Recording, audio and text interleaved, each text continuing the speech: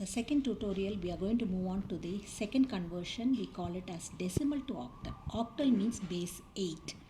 How to convert a decimal value into a octal value. So you take a decimal value 178. Now you are going to divide it by 8. Okay, so in binary we divided by 2. Since it is an octal, we are going to divide by 8. So 172 goes 22 times. Remaining is 20. Remainder is 2. When you divide 22 again by 8, it goes for 2 times 16. The remainder is 6. Now we are going to write from MSB to LSB. 262 answer. Second one, we are going to move on to the 2988. So you take the whole number 2988 divided by 8. So it is 374, remainder 4, 46, remainder 5, 5, 6. Therefore you are going to write it as 5654. 5654.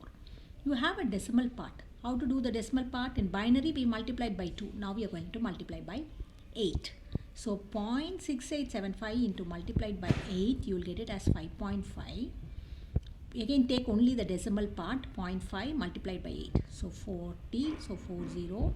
Again 0. Therefore 0 multiplied by any number of times will go 0 only. Therefore you are going to stop this. The value is MSB to LSB. So 5, 4.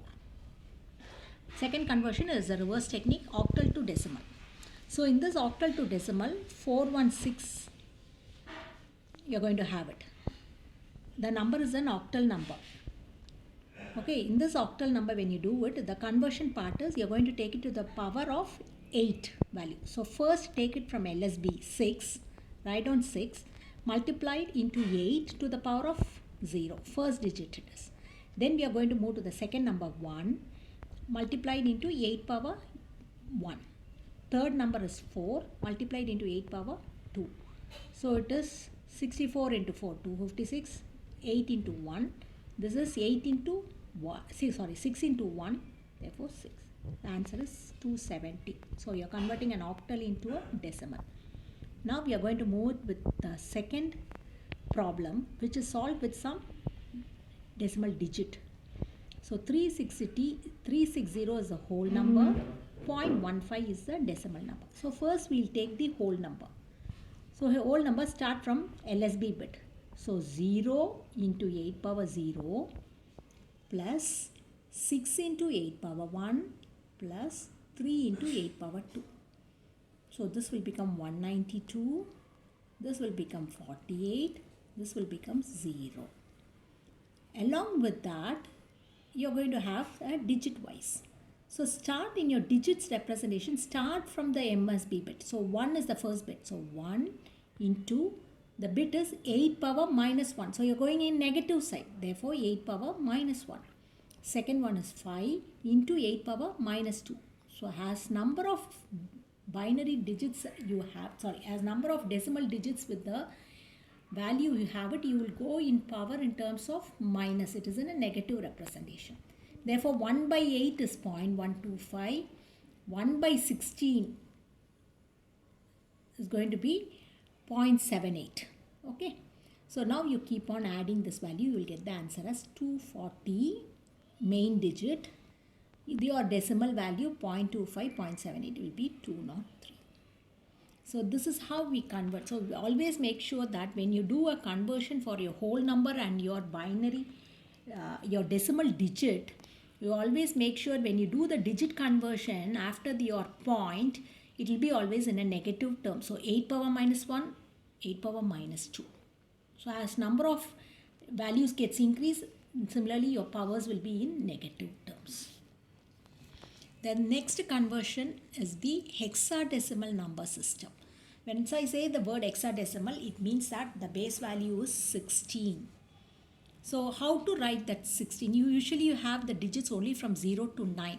After that it is 10, 11. It is a repetitive of this whole number. So 0 to 9 is the whole number. After that your natural numbers will be a repetitive combination. 10, 11, 12, 20, 21, 22, 30, 31, 32. Like that you expand your number system. After that we are going to represent, you have only 10 numbers but hexa is 16. So totally you should have 0 to 15 values. So you are going to represent in terms of alphabets. So 10 will be represented as A, 11 is B, 12 is C, 13 is D, 14 is E, 15 is F.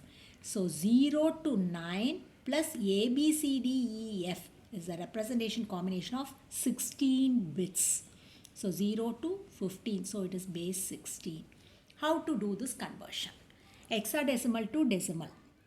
First conversion, your number is given in hexadecimal. So hexadecimal is a combination of whole numbers plus the alphabets.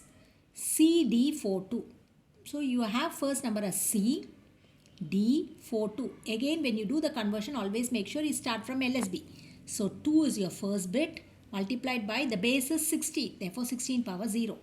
Next is 4. 4 into 16 power 1. The next number is D into 16 power 2. The third one is C into 16 power 3. So C is what you are representing? 12. Therefore 12 into 16 power 3 is 4096.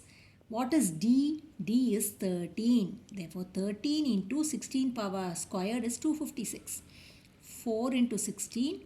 2 into 16 power 0 is 1.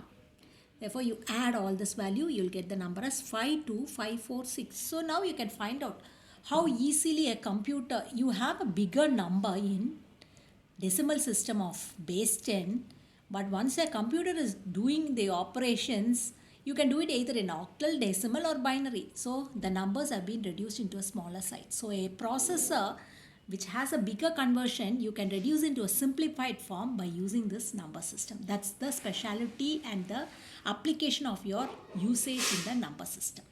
Any big number in your whole numbers can be converted into a smaller digit values either in the octal format or hexadecimal format or in binary format, which is easily recognizable by any processor or a controller unit.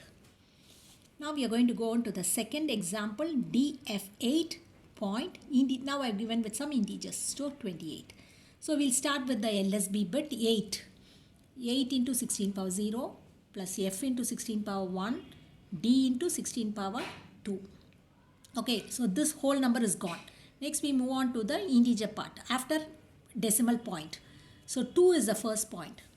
Now we are going to write it in terms of negative value, 16 to the power of minus 1.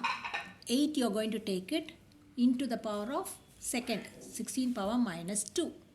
So you will have the value D is represented as 13 into 256, F is represented as 15 into 16, 8 into 1 plus 2 divided by 16. It is negative value. So 2 divided by 16 is 1 by 8. Therefore you will get the value as 0.125. Similarly 16 squared it is. So 8 divided by 256. So you will get the value as 0.24. Now you add all the values. The decimal is 3576.1562. This is how the conversion happens between three systems. So the recap for this one is we have a number system. Why we need the number system is any computers or any processor is capable of not recognizing the full whole number which may be of a bigger size. We need to convert to a representative format either in form of binary, octal or hexadecimal. And this number system helps us to discuss about the few techniques involved in converting a decimal to binary, a decimal to hexadecimal, a decimal to octal, as well as vice versa. Thank you.